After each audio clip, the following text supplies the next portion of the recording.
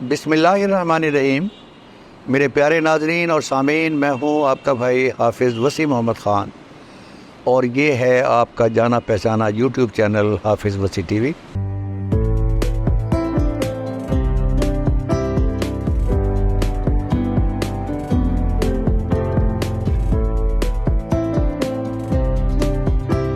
नाजरीन, आपको पता है कि मैं ख़ुद भी ओवरसीज़ पाकिस्तानी रहा हूँ। हमेशा से मेरी ओपिनियन ये रही है कि वी आर ऑल पाकिस्तानीज़, लेकिन जो ओवरसीज़ पाकिस्तानीज़ हैं वो दे आर दी पाकिस्तानीज़। इसलिए कि अपना मुल्क छोड़कर जब वो बाहर जाते हैं अच्छी ज़िंदगी के लिए, तो पाकिस्तान की याद और पाकिस्तान के बारे में उनके ख़यालात, पाकिस्तान की तरक्की के बारे में सोचना जो है वो उनका एक मतमय नज़र बन जाता है।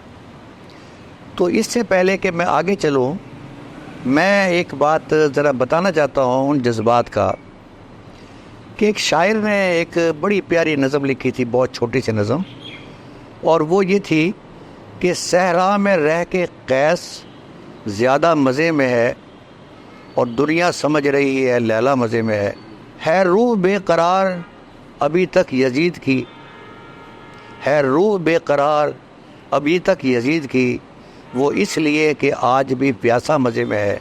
बर्बाद कर दिया हमें परदेस ने मगर माँ सबसे कह रही है बेटा मज़े में है।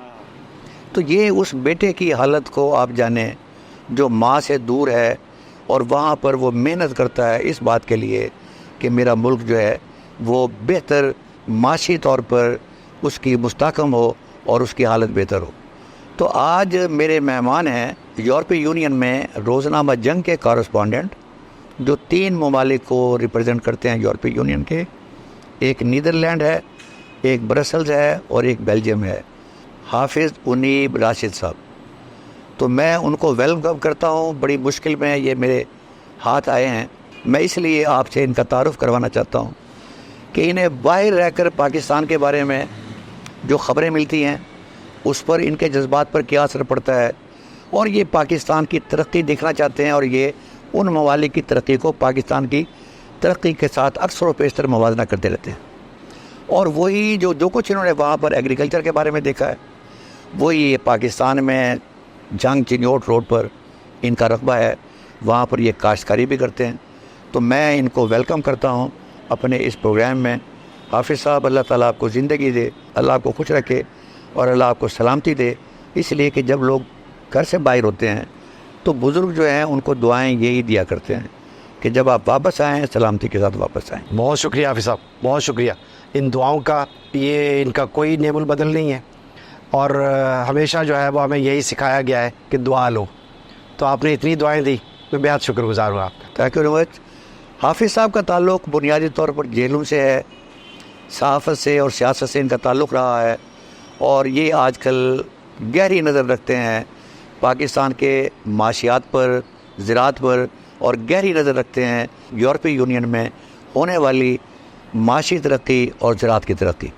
तो मैं इनसे पूछना चाहूँगा कि अगर हम इन दोनों को कंपेयर करना चाहें तो क्या आप अपनी राय से मेरे सामीन को आगाह कर सकते हैं कि आप क्या फ़ील करते हैं? बहुत शुक्रिया जी। आपके इस प्रोग्राम में जो है आपका फ़ैन जो है वो मैं इसलिए नहीं हूँ कि आप हमारे लिए एक बुज़ुर्ग की हैसियत रखते हैं, बल्कि मैं आपका फ़ैन इसलिए हूँ कि आप उन लोगों में शामिल हैं जो पाकिस्तान के अंदर एक ज़राई मुल्क के अंदर ज़राअत की कमज़ोरियों को महसूस करते हुए उसके बारे में अवेयरनेस देने की कोशिश कर रहे हैं लोगों को।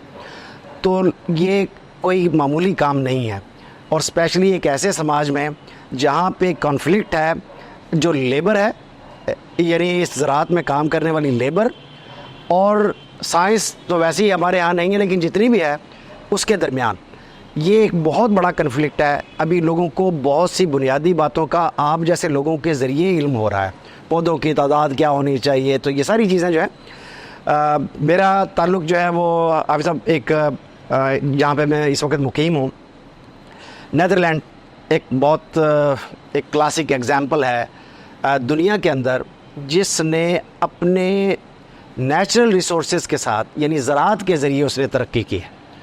और आपके नाजरीन के लिए मैं उनके नोटिस में ले आऊँ कि ये सिर्फ 2 मुल्क जो बहुत छोटे छोटे मुल्क हैं, नीदरलैंड बड़ा है थोड़ा सा, लेकिन बेल्जियम ख़ास तौर पे जहाँ मैं मुकीम हूँ, ये तकरीबन 11.5 मिलियन का मुल्क है। इसकी जीडीपी 632 बिलियन डॉलर की है, जबकि पाकिस्तान जो इतना बड़ा मुल्क है, 25 करोड़ का मुल्क है, इसकी जीडीपी में कई नीदरलैंड बन सकते हैं। नीदरलैंड को मैं एक एग्ज़ाम्पल के तौर पे इसलिए रखता हूँ कि अल्लाह ने उसको भी ज़राअत दी और अल्लाह ने ज़मीन हमें भी अता की। उसने अपनी ज़मीन और अपनी ज़राअत और अपनी मजमूई तौर पे जो है वो यूरोपियन यूनियन के जो एक मेंबर के तौर पे उन्होंने अपनी ज़राअत से क्या क्या कुछ हासिल किया। और हम एक ज़राई मुल्क जो है, जो आज भी जिसके पास इतनी लैंड है कि वो एक्सपेंशन की तरफ जा रही है, स्पेशली ये जो आप देखते हैं कि ये लिम्स के हवाले से जो एक नया इनिशिएटिव शुरू किया गया है, हज़ार एकड़ के प्लाट दिए जा रहे हैं यहाँ पे, तो बेसिकली यहाँ पे इतनी गुंजाइश मौजूद है। लेकिन पाकिस्तान हमें कभी किसी भी जगह पे उस सतह पे नज़र नहीं आता, वो अलहदा बात है। यानी इसकी ज़राअत ने इसको दिवालिया होने से बचा रखा है, लेकिन बहरहाल जो इससे हासिल किया जा सकता था उसका अशर भी हमने हासिल नहीं किया। हाफिज़ साहब, आपने नीदरलैंड का तज़किरा किया है, मुझे भी कुछ देर वहाँ रहने का मौका मिला एक ट्रेनिंग के लिए, चूँकि उसका नाम है लाइफ स्टॉक के अंदर, तो एक ट्रेनिंग के लिए मुझे जाना पड़ा। मुझे 2 चीज़ें वहाँ की बड़ी पसंद आई। एक तो ये है कि दुकानें खुलने का एक वक्त है और दुकानें बंद होने का वक्त है। दूसरी बात ये जो थी वो ये थी कि हर आदमी हर काम अपने हाथ से करेगा, वहाँ नौकर का कोई रिवाज नहीं है। अगर आप होटल में भी जा रहे हैं तो फिर वो बैग भी आपको उठाना पड़ेगा और सारे काम खुद करने पड़ेंगे। और तीसरा, मुझे लॉ एंड ऑर्डर की जो सिचुएशन है वो ये नज़र आई कि अक्सर और पेशतर जगह पर मैंने पुलिस वाले नहीं देखे। और यहाँ तक मैंने देखा है कि मैंने एक जगह पर सिगरेट लगाने की कोशिश की तो मेरे साथ वाले ने रोक दिया। उसने कहा यहाँ पर स्पेसिफिक चीज़ जगह मुख्तस है, दूसरी जगह पर अगर आप सिगरेट पिएंगे तो पुलिस वाला तो बाद में आएगा, जो यहाँ के पब्लिक वाले हैं वो आपको हक़ारत की निगाह से देखेंगे। जी देखिए, उन लोगों ने वो समाज अपने लिए बनाया था, हम बाहर से गए थे, तो वो कुदरती तौर पे हमें जो है उसको फॉलो करना ही चाहिए, ठीक है। लेकिन हमने जो है वो हमें अक्सर लफ्ज़ सुन लेते हैं यूरोप आज़ाद है अपने ख़यालात में और अपने अफ़कार में और अपनी सारी चीज़ों में, लेकिन वो लोग उतने ही रिजिड भी हैं अपनी चीज़ों को लेके, अपने ख़यालात के और अपने स्पेशली अपने मुल्क को लेके। वो जो है वो इस हक़ को इस्तेमाल करते हैं कि जहाँ कहीं वो गैर ज़रूरी चीज़ होती देखें तो बाहर से आने वालों को वो मुतवज्जे करें। मैं ये लफ्ज़ इस्तेमाल करना चाहूँगा कि वो मुतवज्जे करते हैं कि जिस तरह हम चल रहे हैं इस मुल्क में, अपने मुल्क में, बराए मेहरबानी आप भी ऐसा ही चलिए। मुझे हाफिज़ साहब मैं बताना चाहूँगा, पहले भी मैंने किसी प्रोग्राम में बताया कि एक किसी खाने के ऊपर वहाँ मुझे वज़ीर ज़राअत से मेरी मुलाकात हुई और मैंने उससे पूछा कि पूरा यूरोप जो है इंडस्ट्री के अंदर बहुत आगे है, तो ये नीदरलैंड जो है ये एग्रीकल्चर में आगे क्यों है? तो उसने बहुत प्यारा जवाब दिया। उसने कहा कि दूसरी जंग अज़ीम में जर्मनी ने हमारी ईंट से ईंट बजा दी थी और जब ये हम आज़ाद हुए हैं तो सारे लोगों ने मिल के बैठ के देखा कि हमारे पास क्या है और हम इस नतीजे पर पहुँचे कि लैंड हमारे पास है, पानी हमारे पास है, जानवर हमारे पास है, तो क्यों ना हम एग्रीकल्चर के ऊपर फोकस करें। तो लिहाजा आज आपको हर वो चीज़ जो एग्रीकल्चर के बारे में है वो आपको उन्हीं से रब्ता करना पड़ेगा। मैं आपसे पूछना चाहता हूँ कि आपको वहाँ गए हुए कितना अर्सा हो गया? मैं 98 से वहाँ हूँ जी। आप 98 से, इसका मतलब है कि आप 26 साल माशाल्लाह ज़िंदगी का, इसे कहते हैं most prime time of your life, ये आपने वहाँ पर गुजारा है। जब यहाँ से आप गए थे उस वक़्त ये पाकिस्तान कुछ और था, आज आप यहाँ वापस आए हैं, थैंक यू वेरी मच।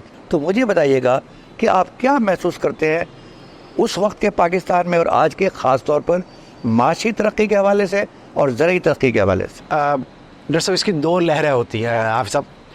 एक तो आपका अपना ज़ाती तजर्बा होता है, दूसरा अपने इर्द गिर्द आप समाज से लेते हैं, अपने जिन लोगों से आपकी मुलाकात होती है। जब मैं यहाँ से गया था उम्मीद से भरपूर लोग थे, हम गरीब लोग थे, हमारे पास हमारे माशी वसाइल कम थे, लेकिन जो है वो हम मुकम्मल तौर पे ज़हनी तौर पे तैयार थे कि हम जो है वो वापस आएंगे अपने मुल्क में और अपने मुल्क को आके तरक्की देंगे। जो कुछ हम वहाँ से हासिल करेंगे, जो सीखेंगे, उसे आके यहाँ पे अप्लाई करने की कोशिश करेंगे। हम 98 की बात, ये मैं 98 की बात कर रहा हूँ, जब मैं गया हूँ। अब इट इज़ 24। हम बहुत फैल गए हैं, बहुत बड़ा मुल्क हो गए हैं, आबादी बढ़ गई है। लेकिन मुझे जो चीज़ अब और उसमें फ़र्क नज़र आई, हम उम्मीद से भरपूर थे और आज जो है वो इस समाज के अंदर सब कुछ होने के बावजूद उम्मीद कम हो, और मैं बहुत ज़्यादा तशवीश में मुब्तला हूँ इस सूरत हाल को लेके। क्योंकि जब आप उम्मीद से भरे हुए होते हैं तो आप कहते हैं कि अच्छा ये मंजिल हासिल कर लेंगे हम, यहाँ पे समझ नहीं आ रही कि हम वो सारे के सारे वो मंजिल हासिल करना चाहते हैं, लेकिन वो मंजिल कैसे हासिल करें इसका कोई बाकायदा विज़न हमें नज़र नहीं आता। ना लीडरशिप के पास इन मसाइल का कोई जवाब है, और लीडरशिप होती है जो हमेशा जो है ना वो एक राह मुतय्यन करती है जिसके ऊपर कौम चल पड़ती है। मैं बिल्कुल पॉलिटिकल बात नहीं कर रहा, इसे बराए मेहरबानी इसे पॉलिटिकल बात मत समझिएगा, मैं मुकम्मल तौर पे समाज की बात कर रहा हूँ, नौजवानों से लेके और बड़ों तक, कम पैसे वालों से लेके मुतवव्वल जो लोग हैं इस समाज के उन तक।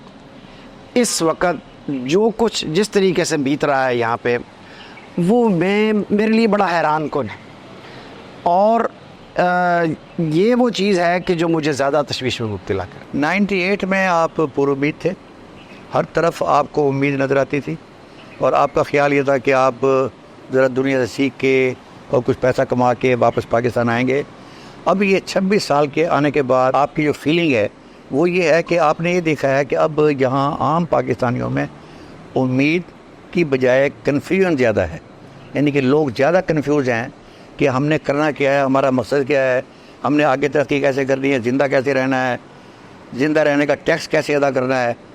एम आई राइट? बिल्कुल। वहाँ पे समाज जो है वो रियासत के साथ सिंक्रोनाइज होकर चलता है। रियासत जो है वो मुकम्मल तौर पे आपको नज़र आती है अपने शहरी के साथ खड़ी हुई। वहाँ पे भी एक और भी मैं जो है ना वो क्लियर कर दूँ, अक्सर लोगों का ख्याल ये है कि वहाँ जो है ना वो बड़े ही जनाब पैसे कमाए जाते हैं। मैं अपने दोस्तों के लिए और आपके नाज़रीन के लिए अर्ज़ कर दूँ, वहाँ पे भी गरीब होते हैं।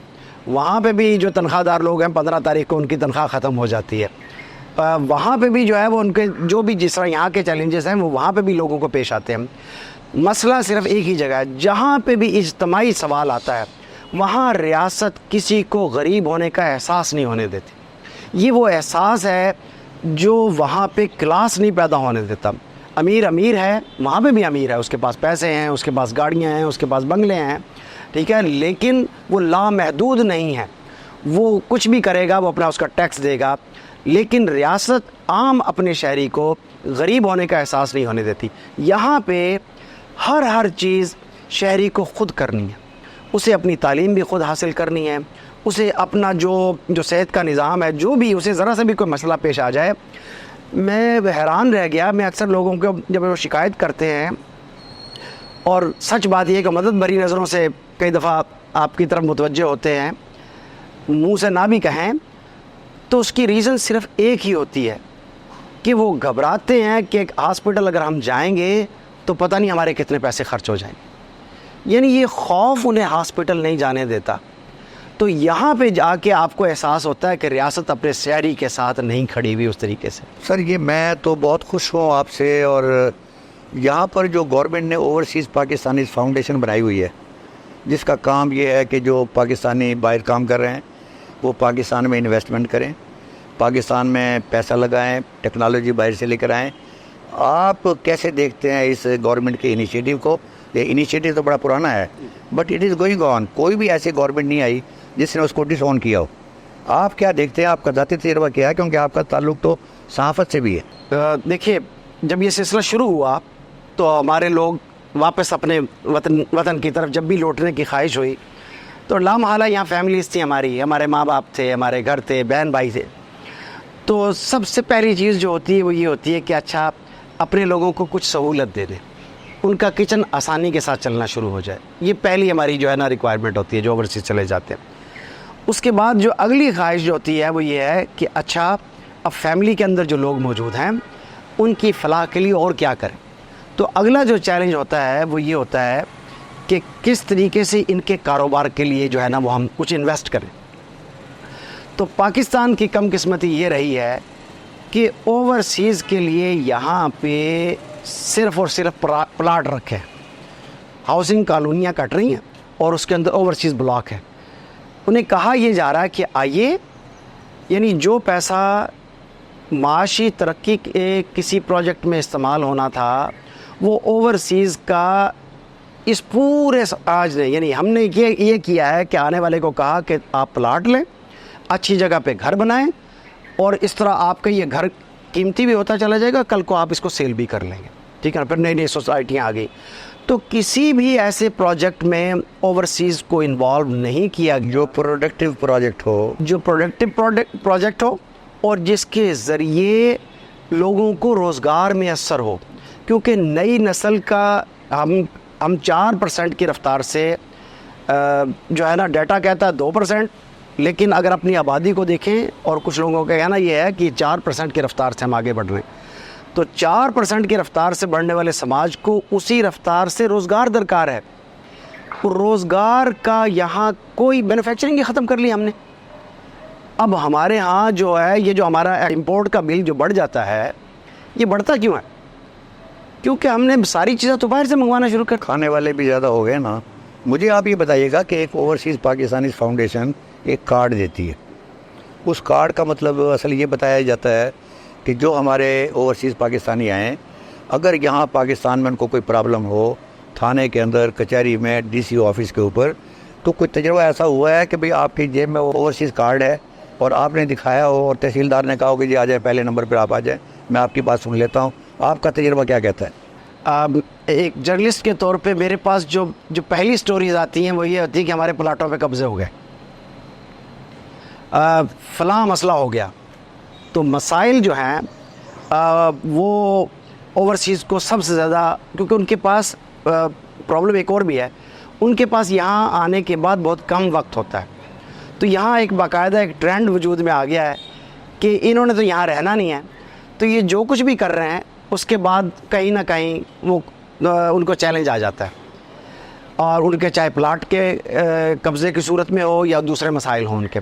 लेकिन मुझे बहुत कम सबसे ज़्यादा जो मैंने इस दौरान नोट किया था वो जो गुज़श्ता गवर्नमेंट जो गई है, इमरान खान जो हैं वो बहुत ज़्यादा ओवरसीज़ की बात है, क्योंकि ख़ुद भी कुछ ओवरसीज़ में रहे थे। अभी जो कल लीक्स आई है, प्रॉपर्टी लीक्स, उसके अंदर तो मोस्टली हमारे जो सियासतदान हैं वो दुबई के अंदर उनके सब के मकानात जो हैं मौजूद हैं। इसका मतलब है सब के सब सिवाय आवाम के हम लीडरशिप जो है पूरी की पूरी ओवरसीज़ है। यहाँ से जाने वाले किसी वक्त ओवरसीज़ कहलाया करते थे, यानी मुल्क से जो शख्स चला जाता था उसे हम ओवरसीज़ कहते थे। अब ओवरसीज़ की एक नई क्लास वजूद में आई है और वो क्लास ये है कि वो यहाँ रहते हुए भी ओवरसीज़ है, ठीक है ना जी। मैंने सवाल का आपने जवाब नहीं दिया। सवाल ये है कि प्लाट मैंने ले लिया, मुझे कहा गया कि जी एक बेहतरीन इन्वेस्टमेंट है। अब मेरे प्लाट पर किसी ने कब्ज़ा कर लिया। अब मैं आम आदमी नहीं हूँ, मैं ओवरसीज़ पाकिस्तानी और मेरे पास एक सर्टिफिकेट भी है।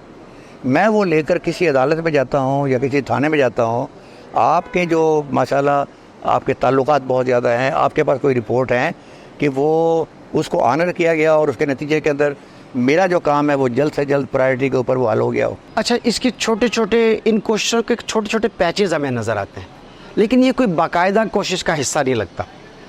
उसी तरह के चैलेंजेस हैं, ठीक है। बल्कि अब तो वो हुकूमत ने एक सिलसिला शुरू कर रखा था कि ओवरसीज़ के जो उनके लिए अलहदा अदालतें बने और उनके केसेस जो है ना वो अलहदा से सुन लिए जाएँ। तो मेरी जो इत्तला है वो ये कहती है कि ये फ़ैसला भी वापस ले लिया है, और बल्कि कहा यह गया है कि अच्छा केसेस के अंदर ये कहा गया है, कुछ केसेस के अंदर अदलिया की जानिब से कि ओवरसीज़ हैं तो क्या हुआ, लेकिन उनको ये अंदाज़ा नहीं है कि हर वो ओवरसीज़ वो एक पोटेंशियल इन्वेस्टर है इस मुल्क के लिए, यानी वो सिर्फ अपना शहरी नहीं है, वो एक पोटेंशियल इन्वेस्टर है। क्योंकि इस मुल्क के अंदर हमने ऐसे हालात बना लिए हैं कि कोई और आके आसानी के साथ इन्वेस्टमेंट करने जो है उसको चैलेंज समझता है। हाफिज़ साहब, मुझे आपसे बात करके बहुत ज़्यादा खुशी इस सेंस में हो रही है कि आप एक तो माशाल्लाह हाफिज़ कुरान है, प्रैक्टिकल लाइफ, पॉलिटिक्स की भी और अमली ज़िंदगी भी, अदर दैन पॉलिटिक्स, वो आपने बड़ी भरपूर गुजारी है पाकिस्तान में। और इस वक्त आप यूरोपीय यूनियन में आप पाकिस्तान को रिप्रेजेंट कर रहे हैं थ्रू जंग ग्रुप।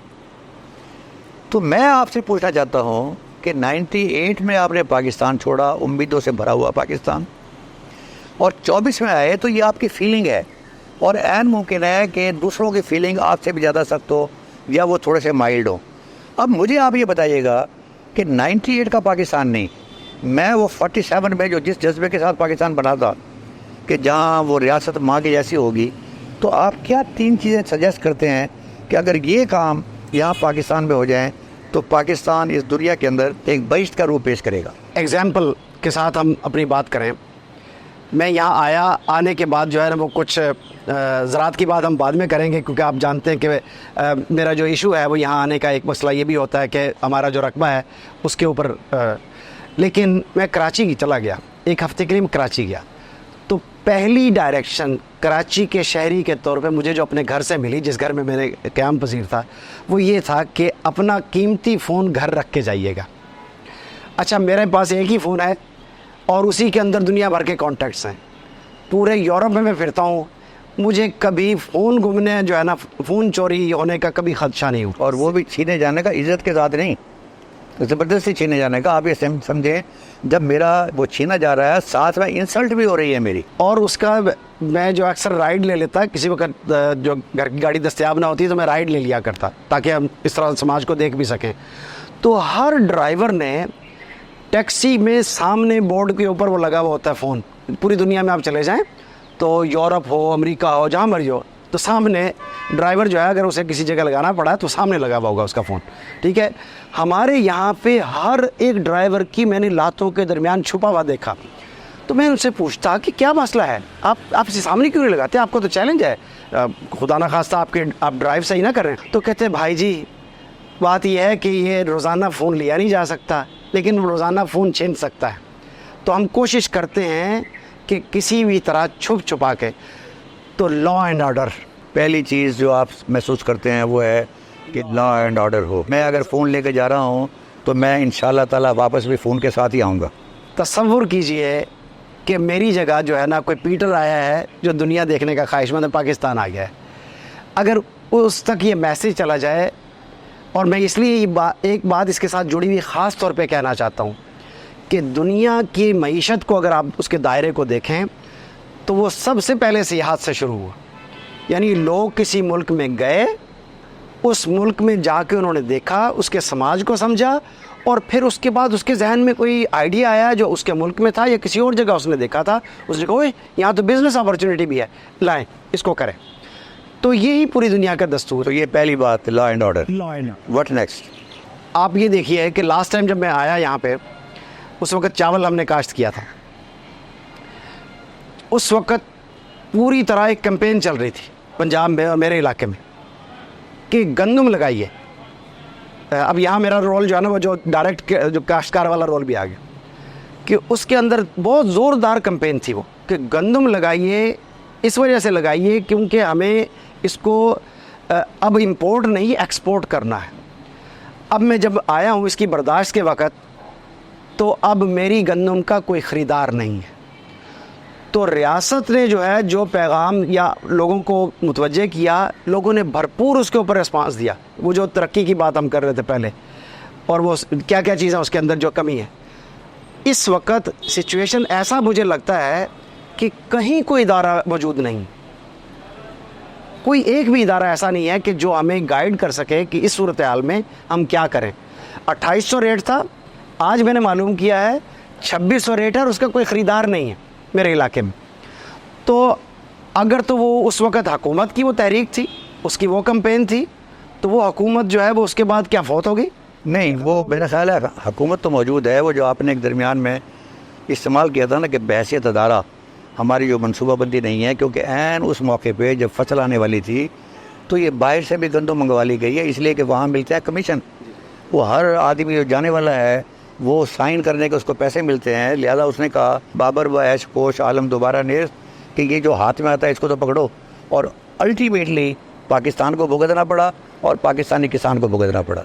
थर्ड चीज़ क्या आप सब महसूस करते हैं? इसके अलावा जो है मेरा ख्याल ये है कि इसी से जुड़ी हुई जो चीज़ है वो लोगों के अंदर ये एहसास जा रहा है कि उनकी अपनी इज़्ज़त नफ्स जो है वो मुसलसल मजरूह हो रही।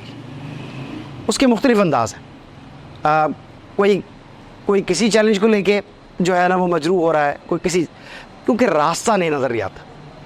तो हम सब बस जो जिस ट्रैक पे लगा हुआ है वो उस ट्रैक पे चल रहा है बेचारा ज़ोर ज़बरदस्ती के साथ। तो ये उसकी इज़्ज़त नफ्स जो है वो बहुत ज़रूरी है, उसकी बहाली, उसकी शराकत जो रियासत के साथ जुड़ी। इसका मतलब है अदारों की मजबूती, जितने अदारे मजबूत होंगे इतनी ही उनकी उम्मीदें जो हैं वो उनको नज़र आएंगी। अदरवाइज़ तो वो हर आदमी मुआवजे के इंतज़ार में ही रहेगा। Thank you very much. आपने 3 चीज़ें गिनवाई हैं। अब हाफिज़ साहब आप जो यहाँ तशरीफ़ लाए हैं तो ये असल उसका मिशन का हिस्सा है कि यहाँ लोगों से मिला जाए और यहाँ लोगों को तवज्जो दिलाई जाए कि ये काम अगर वो कर लें तो ये जो कोलैबोरेशन है ये ज़्यादा स्ट्रॉन्ग हो सकती है और उसके नतीजे के अंदर पाकिस्तान की एक्सपोर्ट बढ़ सकती है। जी, dairy and cattle farmers association के साथ हमने इसलिए बनाया कि पाकिस्तान के अंदर जो है हम अपनी ब्रीड बेहतर कर लें। हम जो है वो मीट में जाने की ख्वाहिशमंद रखते हैं। तो बेल्जियन ब्लू के नाम से एक बेहतरीन ब्रीड है जो है वो बेल्जियम की।